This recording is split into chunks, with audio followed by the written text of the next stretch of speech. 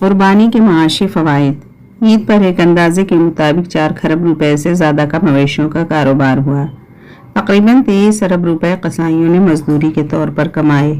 3 ارب روپے سے زیادہ رقم چاری کاروبار کرنے والوں نے کمائے۔ گاڑیوں میں جانور لانے لے جانے والوں نے اربوں روپے کا روزگار حاصل کیا۔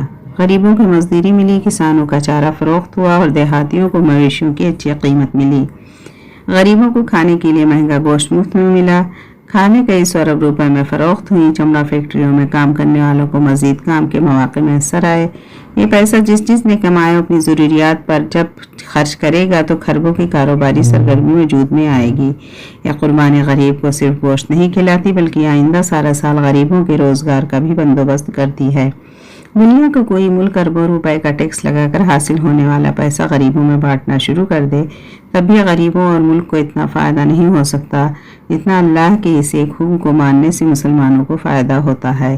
اکنامکس کی زبان میں سرکولیشن آف ویلتھ کا اس قربانی کے ذریعے ایک ایسا چکر شروع ہوتا ہے جس کا حساب لگانے پر عقل دنگ رہ جاتی ہے۔